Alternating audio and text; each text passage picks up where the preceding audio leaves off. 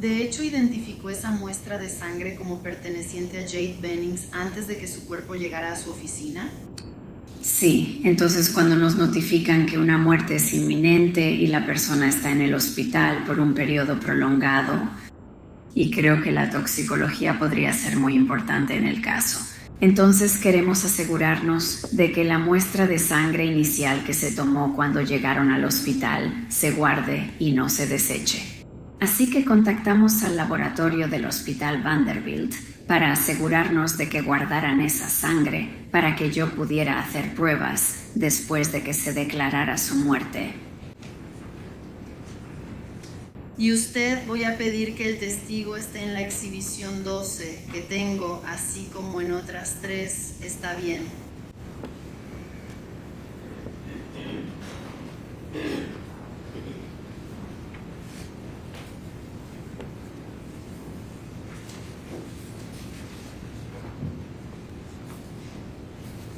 Doctora Carney, ¿reconoce la imagen en la exhibición 12? Sí, señora. ¿Y puede describir qué es lo que aparece en esa imagen? Entonces, esta es la sangre del hospital, la muestra que mencioné que se tomó cuando ella llegó por primera vez al hospital y que les pedimos que guardaran en el laboratorio para que la recogiéramos después de que falleciera. Y esta es esa muestra de sangre. Su señoría, ¿puedo mostrarle esta prueba al jurado? La tengo en formato digital.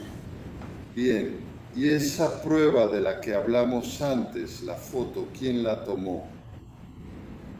¿Quién tomó esta foto? El fotógrafo de mi oficina tomó esta foto.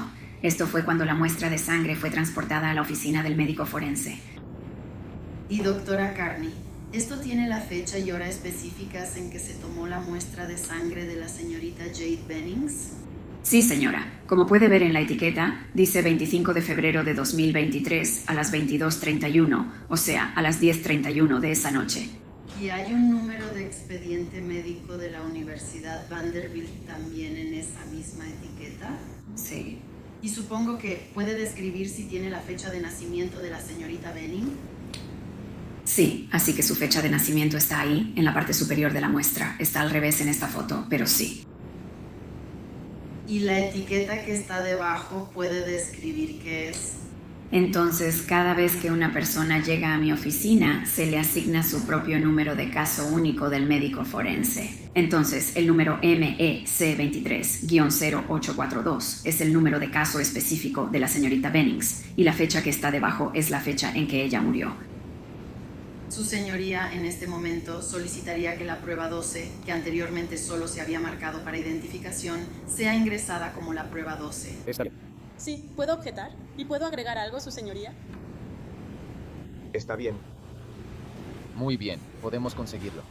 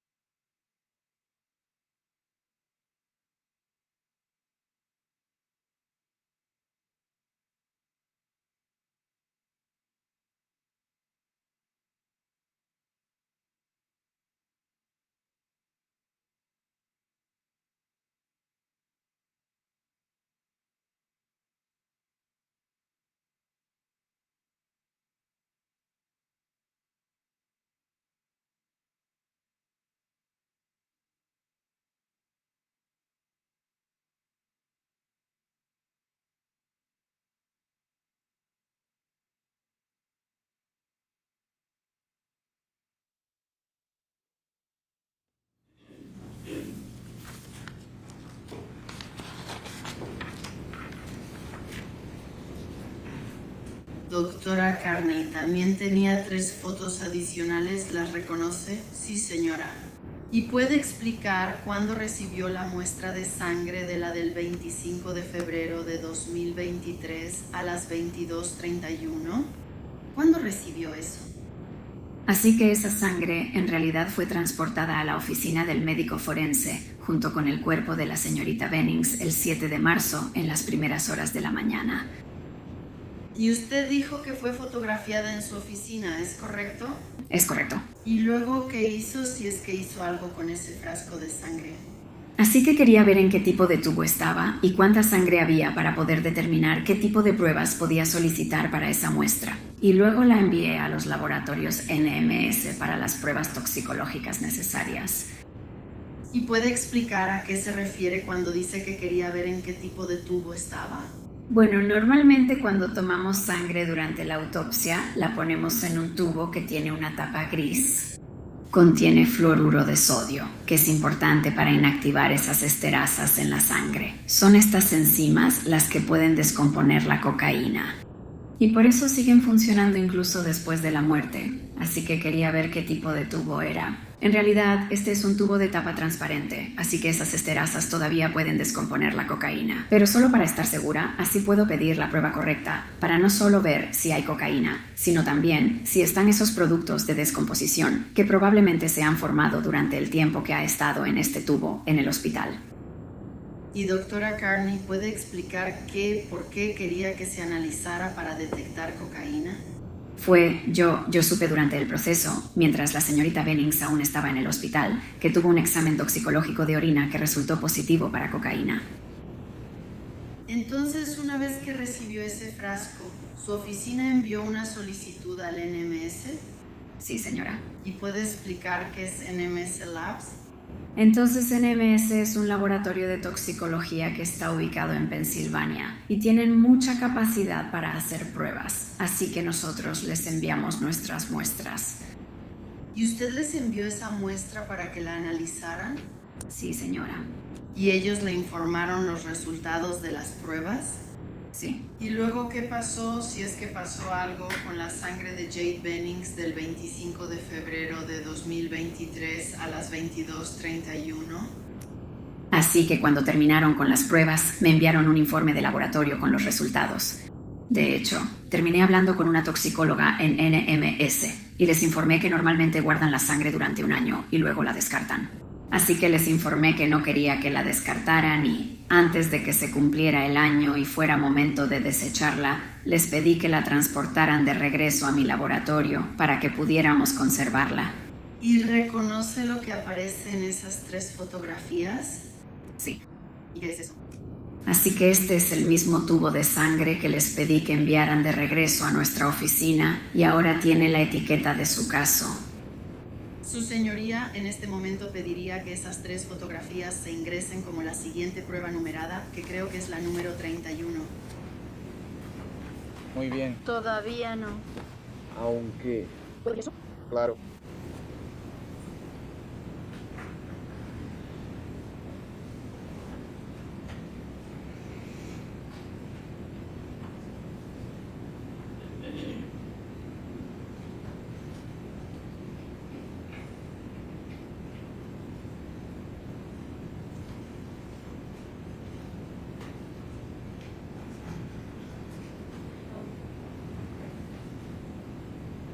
Quizá llamamos a Charlene.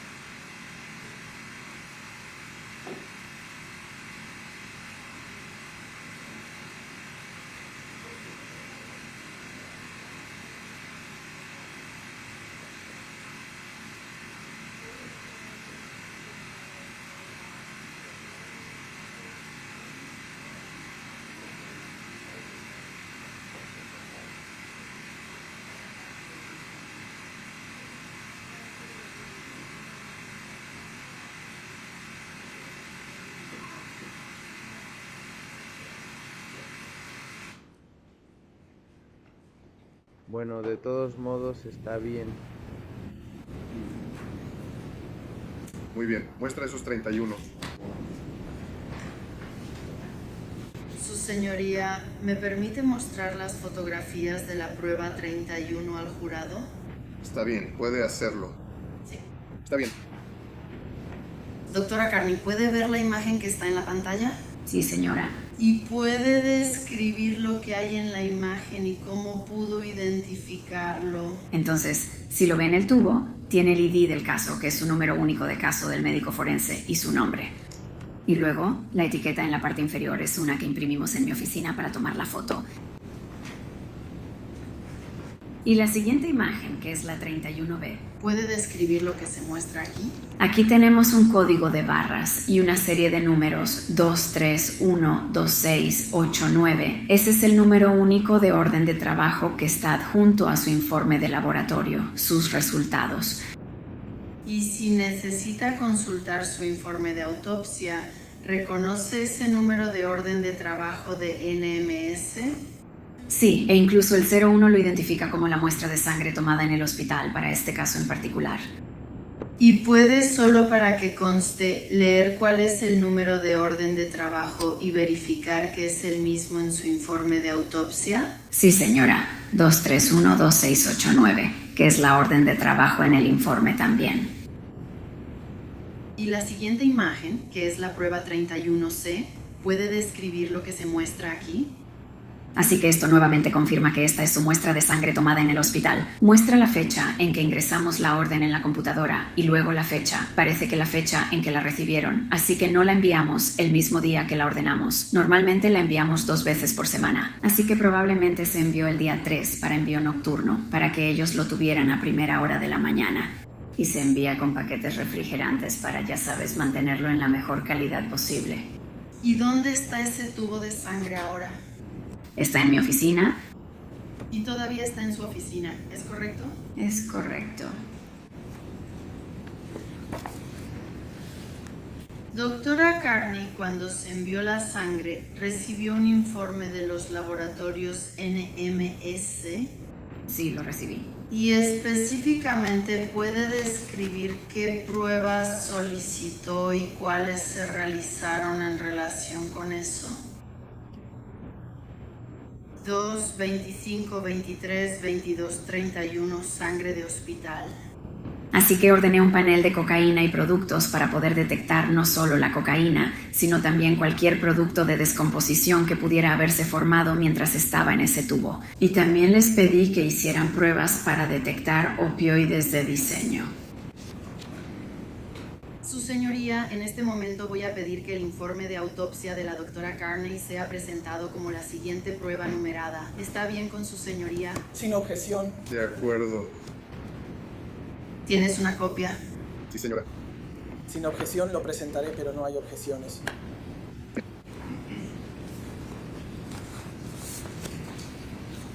Doctora Carney, su informe de autopsia, que ahora es la prueba 32, incorporó la orden de trabajo del laboratorio NMS número 2312689 como parte de su informe.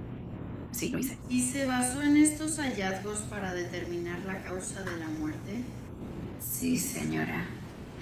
Su señoría, ¿puedo mostrarle al jurado una página del informe de autopsia de la doctora Carney que está asociada con la prueba número 32? Está bien.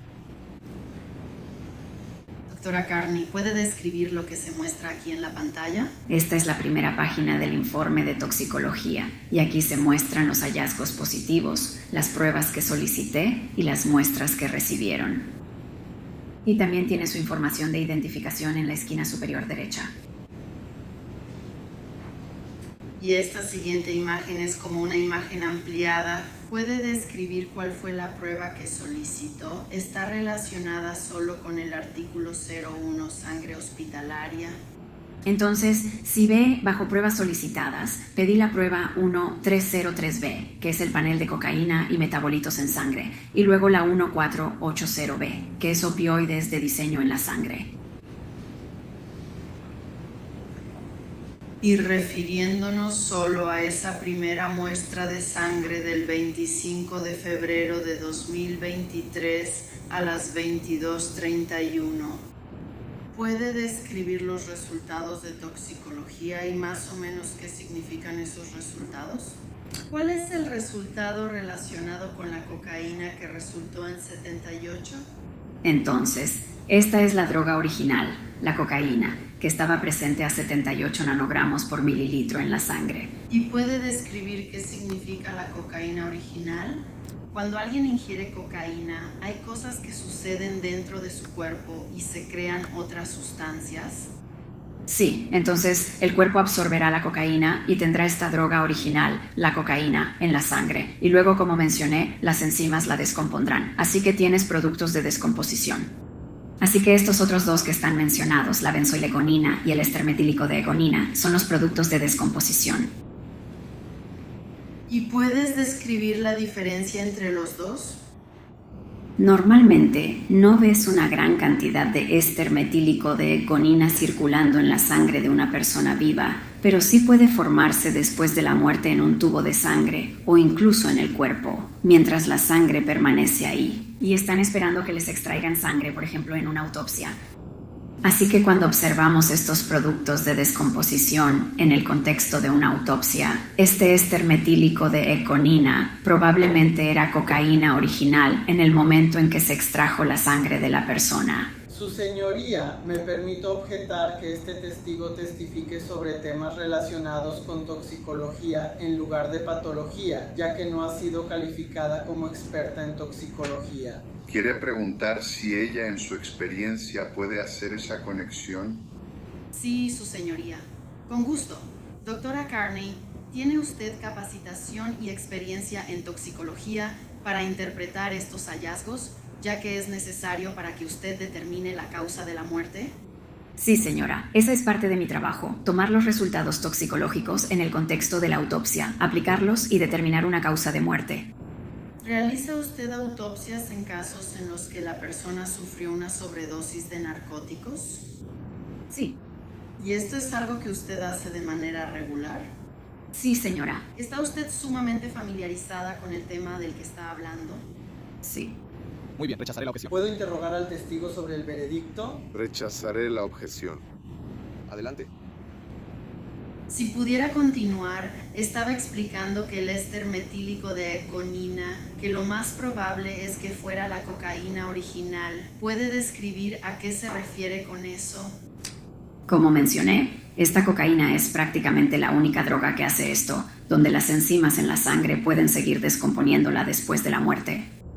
Casi todo lo demás depende de ser circulado por el hígado y realmente nada cambia después de la muerte, siempre y cuando, ya sabes, se realice la autopsia poco después de la muerte. En este caso, el éster metílico de egonina se ha formado porque la estearasa está en ese tubo de tapa transparente que no tenía el conservador para detener la descomposición y ha descompuesto la cocaína en éster metílico de egonina. Así que si sumas la cantidad de cocaína y la cantidad de éster metílico de egonina, eso nos dará una idea de cuánta cocaína había en su sangre en ese momento, el 25 de febrero de 2023 a las 22:31. Y entonces es su testimonio que esa cantidad sería de 7.878 nanogramos por mililitro. Sí, señora. Entonces, esa sería la concentración de cocaína en la sangre de Jade Bennings el 25 de febrero de 2023 a las 22:31 de la noche. Sí, señora.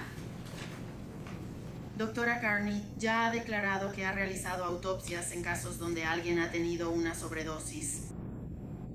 ¿Puede describir si esa cantidad de cocaína en la sangre de una persona es común? No.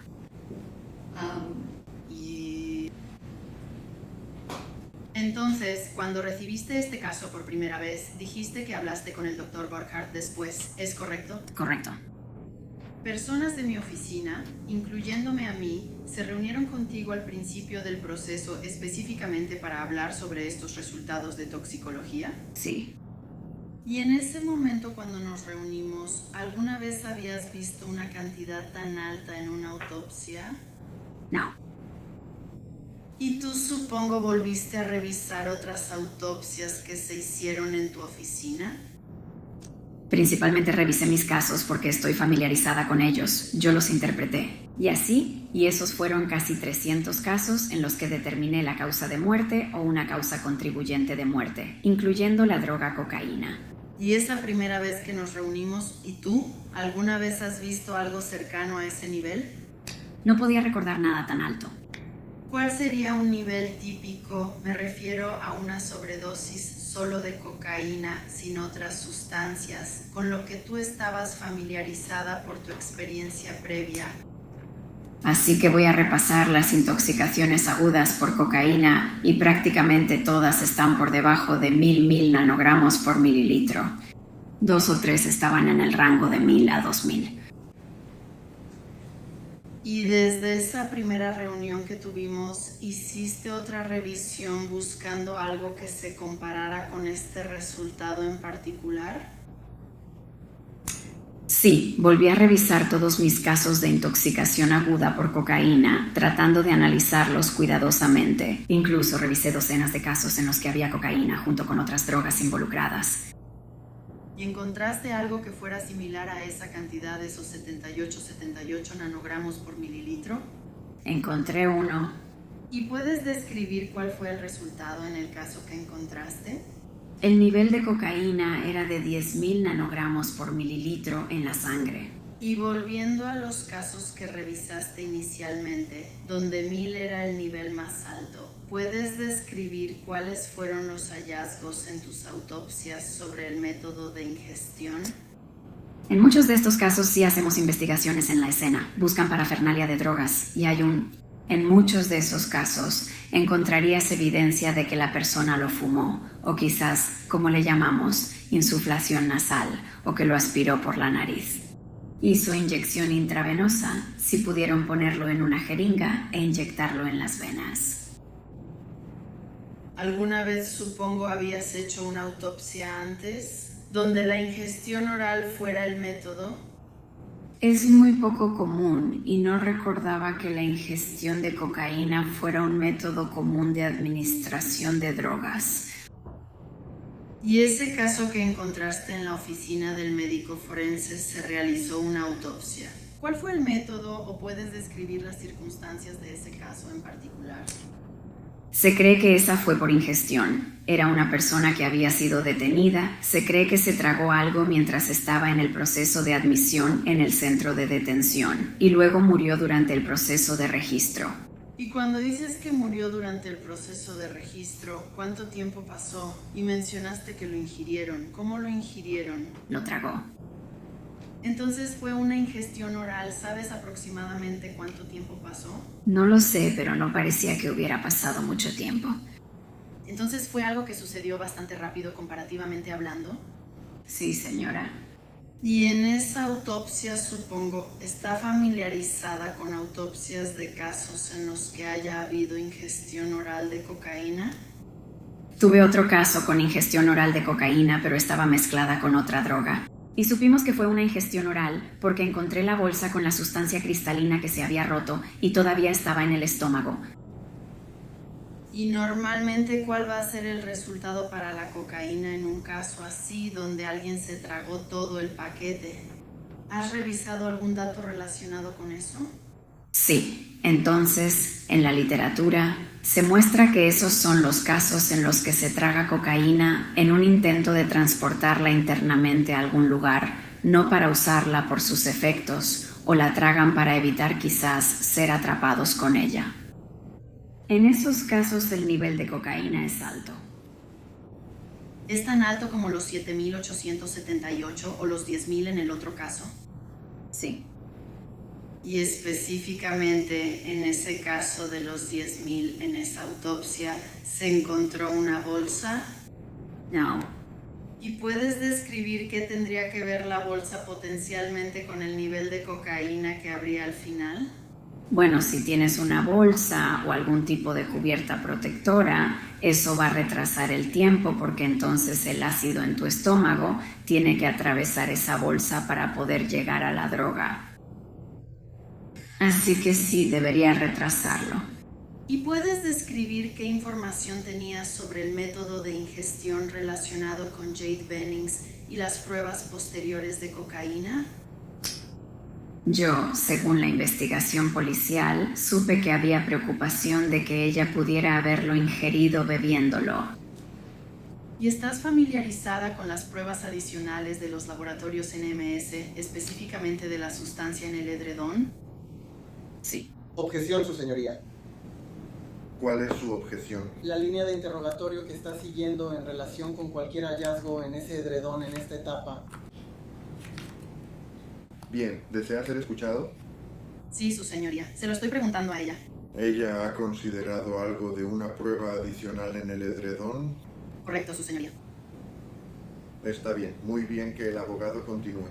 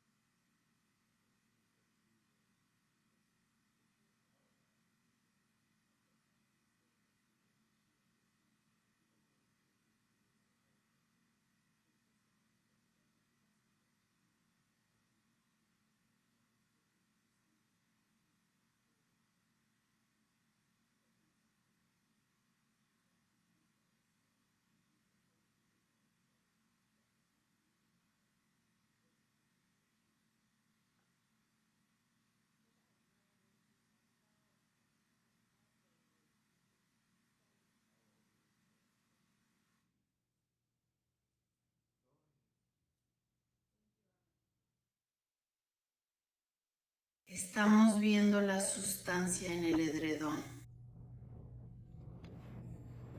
¿Puede describir cómo determina la causa de muerte? ¿Está considerando otras pruebas que se hayan hecho, cosas de la escena que toma en cuenta? Así que las patólogas forenses no trabajan de forma aislada. Necesitamos esa información de la escena, de la investigación policial, para poder dirigir adecuadamente nuestras pruebas, especialmente en un caso como este, cuando no tengo mucha sangre de admisión con la que trabajar. Así que sí lo vemos en su totalidad. ¿Y puedes describir qué información tenías? ¿Determinaste cómo la señorita Benning ingirió la cocaína que resultó en ese informe toxicológico? Bueno, sí. Entonces, basándome en el alto nivel de cocaína y sabiendo incluso por la literatura y los libros de texto de toxicología que realmente ves esto en una ingestión oral, lo cual, ya sabes, es consistente con la investigación. De hecho, firmé el certificado de defunción indicando que se ingirió cocaína líquida. Y volviendo un poco a la toxicología, cuando estás viendo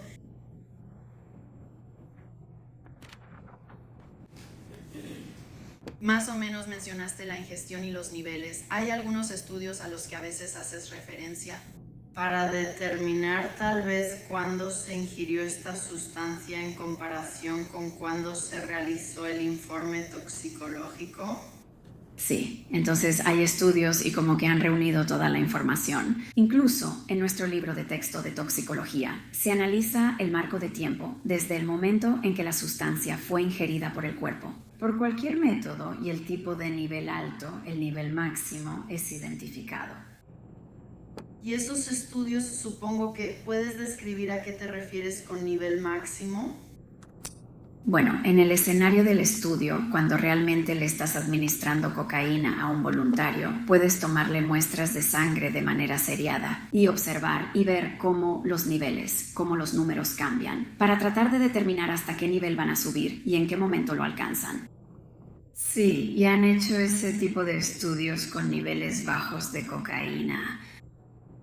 ¿Y ese tipo de estudios están analizando la vida media de la cocaína o de la sustancia que sea? Sí, lo hacen. Analizan qué tan rápido aparece en la sangre, cuáles son los valores y luego cuánto tiempo tarda la cocaína original en descomponerse en esos productos de degradación, incluyendo ese metabolito inactivo, la xilacina, que ves. Y mencionaste los estudios en los que les daban cocaína a los sujetos de prueba. ¿Qué forma de cocaína les daban en esos estudios? Entonces encontré uno que era para la ingestión oral. Era en forma de cápsula y eran cápsulas de 100 y 200 miligramos. En esos estudios donde tenemos esta cápsula, ¿los niveles máximos se acercan a los de los estudios de laboratorio? No. ¿Puedes explicar qué pasaría si lo fueran? Estarían fallecidos. Y al ver esos estudios, que obviamente ya explicaste, es una cápsula, es una dosis baja, ¿cuál es el tiempo máximo generalmente? Entonces, usualmente para esos, la ingestión oral tarda un poco, o sea, la absorción por ingestión oral tarda un poco, como 45 minutos a 1 hora. Ahora, sí hicieron uno donde investigaron en este país. La ingestión no es algo común, pero en otros países pueden masticar esas hojas de coca en polvo y luego estudiaron a esas personas con esos bajos niveles de cocaína, masticando las hojas, y vieron que los niveles alcanzaban su punto máximo entre 24 minutos y 1 o 2 horas. Y eso no es en forma de cápsula. Y dijiste que para la cápsula de 45 minutos a 1 hora era algo común, sí. ¿Hay algún estudio sobre alguien que haya ingerido cocaína líquida? No que yo sepa. ¿Es posible hacer líquida la cocaína? Claro. Y comparativamente hablando, esos estudios con las cápsulas no se pueden realmente relacionar con la cocaína líquida, es diferente. ¿Eso es correcto? Eso es correcto. Porque los medicamentos líquidos se absorben más rápido que una cápsula o una tableta sólida. Y las pruebas que tenemos de 2, 25, 23 y de 22, 31, donde la concentración de cocaína de la señorita Benning fue de 78 nanogramos por mililitro. ¿Puede decir si ese es un nivel máximo? No, eso es lo que tenía cuando llegó al hospital y le sacaron sangre. Pero no sé si ese es el nivel más alto al que habría llegado si hubiera seguido con vida o si ya había alcanzado su punto máximo. Realmente no lo sé. Eso es lo que tenemos en este momento. No tengo muestras de sangre posteriores para comparar. Entonces, cualquiera de esos estudios en realidad no están comparando las mismas dos cosas, ¿correcto? Correcto. ¿Puede describir la autopsia de la señorita Benning, decir cuáles fueron sus hallazgos y explicar la causa de la muerte? Sí, la señorita Benning llegó a mi oficina y examiné su cuerpo. Encontré que, como mencioné antes, ella tuvo un periodo de tiempo en el que no tenía pulso y no pudo suministrar suficiente oxígeno a su cerebro. Así que ella tuvo lo que llamaríamos una lesión cerebral anóxica. Cuando el cerebro está lesionado, hace una de dos cosas: sangra o se hincha. Normalmente sangra si ha sido lesionado por un golpe contundente o una herida de bala. Y si no es así, entonces normalmente se hincha. Así que su cerebro estaba muy hinchado. Desafortunadamente, solo hay un espacio limitado en el cráneo para que el cerebro se expanda. Así que cuando se hincha mucho, presiona la parte inferior del cerebro, donde se controla el ritmo cardíaco y la respiración. Así que su cerebro en realidad había comenzado a herniarse hacia abajo, saliendo de su cráneo. Así que vi hinchazón cerebral, edema cerebral y herniación. Lo otro que encontré fue que las cámaras de su corazón estaban dilatadas, pero su corazón no estaba agrandado. Y ella estaba embarazada. Así que vi el feto, una niña de aproximadamente 25 semanas de gestación. Examiné a la bebé y no había ninguna malformación anatómica o congénita en la bebé. Parecía un embarazo saludable y normal de 25 semanas de gestación. También hice histología. Tomé muestras de varios de sus órganos, revisé muy cuidadosamente su corazón, incluso el sistema de conducción, ese sistema eléctrico que hace que tu corazón lata normalmente, para ver si había algo mal ahí, y envié esas muestras. Y veamos, no encontré que tuviera neumonía, no vi ninguna infección en sus pulmones. Tenía algunas células del corazón que eran un poco más grandes de lo normal, pero no tenía ninguna infección, no tuvo un ataque al corazón. No vi ninguna inflamación en la placenta ni en el cordón umbilical, ningún tipo de infección que pudiera haberle hecho daño al bebé.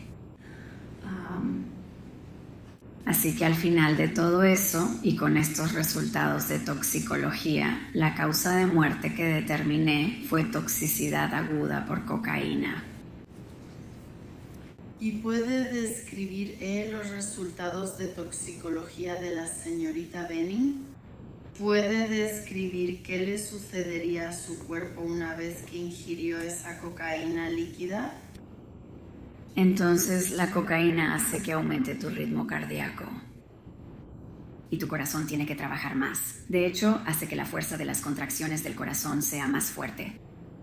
Desafortunadamente también hace que los vasos sanguíneos se contraigan, hace que tengan espasmos o se constriñan.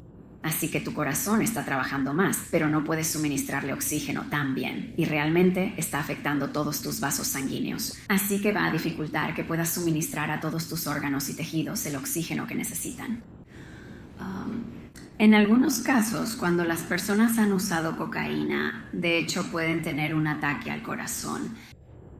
También puede causar un ritmo cardíaco anormal, especialmente si es alto. Y ese ritmo anormal, si no puede sostener la vida, entonces la persona perderá el conocimiento y su pulso. ¿Diría usted que podría causar un ataque al corazón? ¿La señorita Benning sufrió un ataque al corazón? No. Y usted dijo que no había ningún problema con su corazón. Ella tenía un corazón sano, ¿es correcto? Correcto. Bueno, las cámaras estaban dilatadas, pero el corazón en sí no estaba agrandado. Y ella no tiene antecedentes de ningún tipo de problemas cardíacos, insuficiencia cardíaca congestiva, nada que me haga pensar que eso fue un problema para ella. ¿Eso es algo común en mujeres embarazadas? Puede suceder, especialmente en el posparto. ¿Sabes? Pueden tener problemas así. El volumen de sangre, ya sabes, aumenta durante el embarazo. Pero no había nada inusual en eso en absoluto. No era nada preocupante como causa de muerte. ¿Y podría explicar si alguien ingiere cocaína líquida, entraría inmediatamente en paro cardíaco? Quiero decir, no sería cuestión de segundos después. Tomaría un poco de tiempo para que la absorbieran a través de, ya sabe, la pared del estómago y la pared intestinal. Y en esos primeros minutos, y me refiero a quizá 2 o 3 minutos, ¿qué efectos tendría en el cuerpo? ¿Lo haría más difícil? Lectura perfecta.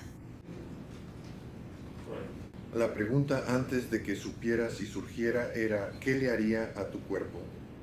Como mencioné, ¿qué va a hacer la cocaína al cuerpo? Va a hacer que el ritmo cardíaco aumente. Va a hacer que las arterias se contraigan o se hagan más pequeñas, ya sabes, como que se cierren y se aprieten, lo que hace más difícil que la sangre fluya a través de ellas. Pero tienes que absorberla en tu torrente sanguíneo para que te afecte, así que necesitas tiempo para esa absorción. No tarda mucho si está en forma líquida o sin encapsular. ¿Y esperarías que alguien se sintiera mareado? Pueden estarlo, sí. ¿Esperarías que pudieran seguir caminando? Podrías caminar al principio, pero a medida que el nivel sube, te va a afectar más. ¿Y qué hay de cualquier tipo de, supongo, aspiración o vómito? ¿Sería algo que esperarías que ocurriera? Eso es algo común que sucede en muchas muertes. ¿Y si alguien describe que una persona está roncando, qué tiene eso que ver con estos síntomas? Los ronquidos, especialmente cerca del momento de la muerte, suelen referirse a la respiración agónica. Es ese tipo de respiración jadeante que puede sonar como ronquidos. Y la respiración agónica, dijiste que ocurre cerca de la muerte. ¿Hay algún periodo de tiempo que puedas dar para eso? No estoy segura, pero sí lo escuchamos muy frecuentemente cuando dicen que alguien está roncando y luego dejan de respirar por completo. Y probablemente es porque estuvieron jadeando por un periodo de tiempo y después dejaron de respirar. ¿La persona podría vomitar después de eso? Sí, quiero decir, la gente vomita bastante seguido, cerca del momento de la muerte cuando están inconscientes. Y ahí es donde nos encontramos con algunos problemas de aspiración para las personas que llegan al hospital y sobreviven por un tiempo. Dijiste que la persona estaría inconsciente. Sí. Y supongo. Lo que le pasa al cuerpo cuando tienes esa falta de oxígeno. En el cerebro, por eso su cerebro se está hinchando. Así que una vez que privas al cerebro de oxígeno por demasiado tiempo y no puede recuperarse, se va a hinchar y se va a hinchar. Hasta el punto en que tenemos, como en su caso ya sabes, la herniación cerebral fuera del cráneo. Y eso causa su muerte porque presiona ese centro que controla su ritmo cardíaco y su respiración. Y entonces dijiste que los estudios que mencionaste sobre la ingestión oral, ese periodo de tiempo realmente no se puede comparar con esto. Si se diera la circunstancia de que la señorita Bennings pudiera pintar palabras en una foto a las 9:10 de la noche y a las 9:24 de la noche. Ella ha estado pintando y la palabra hermosa ahora está añadida a la fotografía, ha sido pintada, las palabras son legibles, puedes verlas. Si eso sucede entre las 9:10 y las 9:24.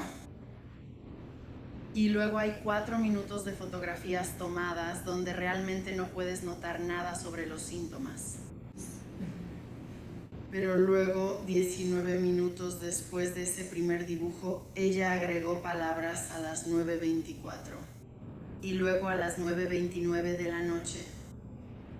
Hay una llamada telefónica donde alguien describe a la señorita Bennings como capaz de hablar al principio de la llamada de 6 minutos, pero al final de la llamada de 6 minutos. Sus palabras no tienen sentido ni coherencia y luego es encontrada por los paramédicos dentro de los siguientes 20 minutos y no tiene pulso. Ese periodo de tiempo es consistente con que ella haya ingerido esa cocaína dentro de los 30 minutos antes de que la encontraran sin pulso. Sí, señora.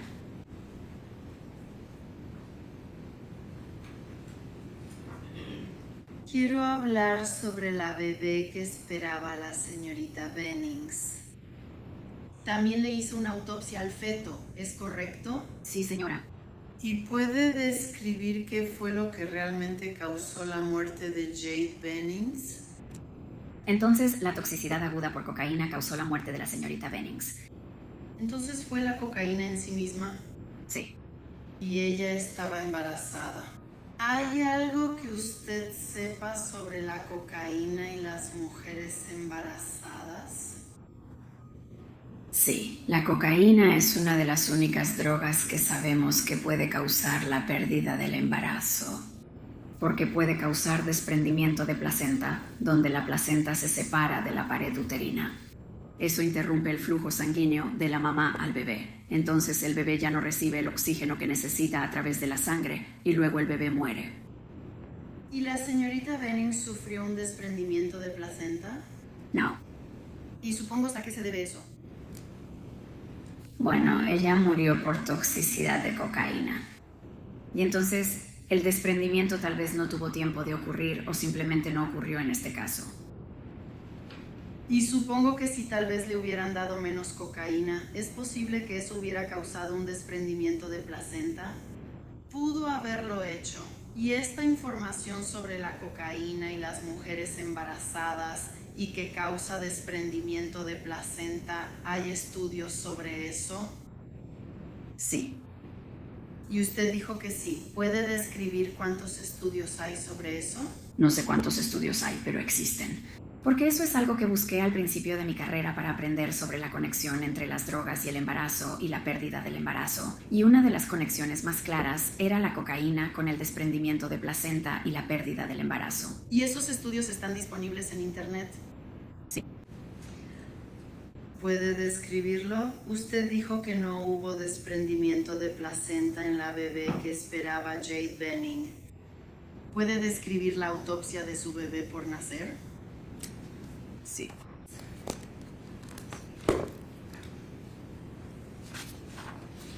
Está bien. Entonces el bebé...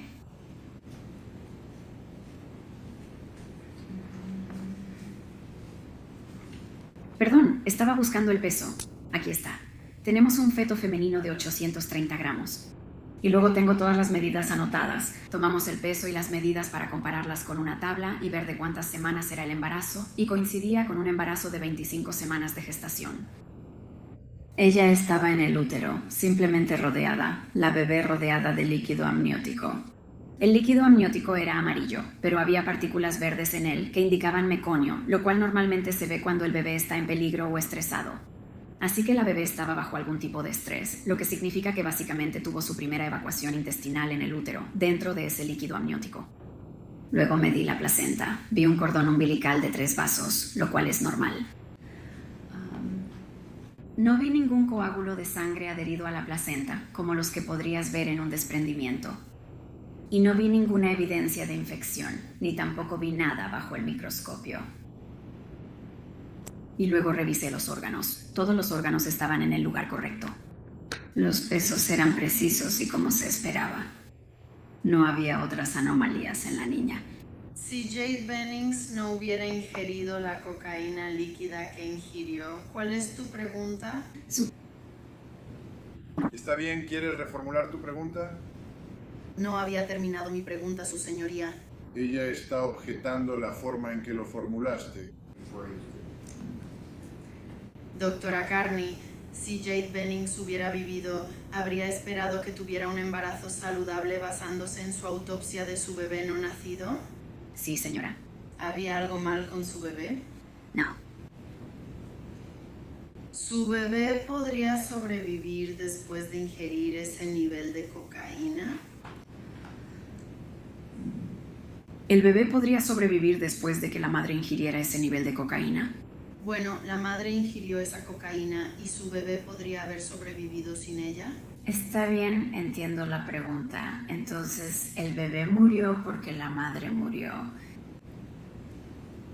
¿Y realizó pruebas adicionales relacionadas con las heridas del bebé? Sí, envié el tejido hepático del feto para su análisis. ¿Y puede describir por qué hizo eso? Estaba buscando la presencia de algún tipo de droga que pudiera haber circulado por el hígado del bebé, mientras la mamá estaba bajo la influencia de esta droga. ¿Y dijo que envió específicamente ese tejido hepático para pruebas? Sí. ¿Y ese resultado también está incorporado en su informe de autopsia? Sí. ¿Y puede describir cuál fue ese resultado? Entonces, el tejido hepático dio positivo de manera presuntiva para fluconazol. Ese es un antifúngico que comúnmente se les da a las mujeres para infecciones por hongos. ¿Y tenía alguna otra información relacionada con las pruebas de ese tejido hepático? No se reportaron otros hallazgos positivos. Con base en una investigación adicional, llamé y discutí los hallazgos toxicológicos de este caso con una toxicóloga en los laboratorios NMS. Dijeron que se encontró cocaína, que se detectó en el tejido hepático, pero estaba muy cerca del límite de corte. Entonces, dijeron que si lo enviábamos para confirmación, podría no salir positivo porque estaba muy cerca del límite de reporte, pero sí estaba presente. Y en la patología forense, a menudo nos interesa saber si una droga está siquiera presente. Por eso pregunté. ¿Y esa muestra de hígado se tomó el 7 de marzo, es correcto? ¿El tejido hepático? Sí, señora. Entonces, eso habría sido 10 días después de la ingestión. Sí. ¿Y puedes describir qué pasaría? Supongo que hablabas de la ingestión de cocaína, que hace que los vasos sanguíneos se contraigan. Sí. Esa ingestión de cocaína por parte de Jade Bennings, ¿qué le estaría pasando al bebé en ese momento? Bueno, todo lo que está en la sangre de la mamá también entra en la circulación del bebé. Así que claramente la cocaína en su sangre sí llegó al bebé y todavía estaba en el hígado incluso 10 días después. Desafortunadamente, porque la cocaína causa eso, dificulta que la sangre fluya a todos los órganos y tejidos, incluyendo el útero y el bebé. Es probable que el bebé se quede sin oxígeno durante ese tiempo. Así que para cuando los servicios de emergencia llegan hasta la señorita Bennings, ella ya no tiene pulso. Así que ella no tiene suficiente presión arterial para suministrar oxígeno a su propio cerebro. Tampoco va a poder suministrarle suficiente oxígeno al bebé, porque no tiene suficiente presión arterial. Trabajaron muy duro para tratar de salvarla y la llevaron al hospital, pero no lograron que recuperara la circulación efectiva durante un tiempo. Quiero decir, hay como un lapso de 12 minutos entre el momento en que salieron del lugar, ya sabes, la llevan al hospital, y en algún momento después de eso logran que recupere la circulación. Y según tengo entendido, la primera evaluación del bebé, como se menciona en el expediente médico, es que la frecuencia cardíaca ya era baja, así que ella también ya había sido privada de oxígeno. Y doctora Carney, usted mencionó el expediente médico. ¿Revisó usted otros, supongo, expedientes relacionados con la salud médica de la señorita Bennings, así como de su bebé no nacido? Intenté obtener la mayor cantidad posible de los expedientes de obstetricia que pude encontrar. Entonces, ¿tenía usted sus expedientes de la doctora Malali y del BMOC? Creo que es ahí donde se encuentran, sí. Así como los expedientes médicos de Jade Benning de la BU y del Centro Médico de la Universidad de Vanderbilt, ¿es correcto? Sí, señora. Y mencionaba la frecuencia cardíaca del bebé. ¿Puede describir lo que sucede? Bueno, supongo que médicamente, ¿qué significa cuando un bebé tiene una frecuencia cardíaca tan baja como la del bebé no nacido de la señorita Benning, que creo que bajó a 30 latidos por minuto? Es muy preocupante porque, de nuevo, ella no tiene, ya sabes, su corazón está respondiendo a no recibir suficiente oxígeno. No está latiendo normalmente porque normalmente la frecuencia cardíaca es mucho más alta. Así que sé que había mucha preocupación de que, ya sabes, el bebé no estaba recibiendo suficiente oxígeno y ya estaba en el mismo tipo de situación que la madre, pero sin una lesión cerebral anóxica. ¿Es posible que alguien haya tomado la decisión de hacer una cesárea y sacar al bebé? ¿Es posible que el bebé estuviera en exactamente la misma condición que la señorita Bennings? Sí, y además tienes el desafío adicional de que en ese momento, cuando ella ingresó al hospital, el bebé tenía solo unas 24 semanas, ya sabes, incluso 25 en la autopsia. Así que en ese momento, los pulmones no están muy bien desarrollados y realmente es difícil oxigenar a esos pequeñitos y que sobrevivan. Gracias, doctora Carney, no tengo más preguntas. Perdón, una pregunta. De hecho, lo siento, sí olvidé preguntarle. ¿Perdón? Sí olvidé hacer una pregunta. ¿Puedo preguntar? Está bien. ¿Doctora Carney determinó la manera de muerte? Sí. ¿Y cuál fue la manera de muerte? No se pudo determinar. ¿Y usted no hizo una determinación sobre eso, correcto? Correcto. Las circunstancias que rodearon su consumo de cocaína eran muy preocupantes, ya que ella la ingirió sin saberlo. La mayoría de las intoxicaciones por cocaína ocurren cuando alguien consume la droga porque quiere sentir sus efectos, y por eso lo llamamos un accidente, porque no la tomaron con la intención de suicidarse. En este caso, la investigación policial no mostró ningún antecedente de consumo de drogas ilícitas. Todo lo que encontraron fue que, en cuanto supo que estaba embarazada, quiso hacer todo lo posible para cuidarse a sí misma y cuidar a ese bebé. Y realmente no encajaba con el caso clásico de usar drogas por los efectos eufóricos y una muerte accidental. Era mucho más sospechoso que alguien se lo hubiera dado sin que ella lo supiera, pero no había suficiente para llegar, ya sabes, a una determinación de homicidio.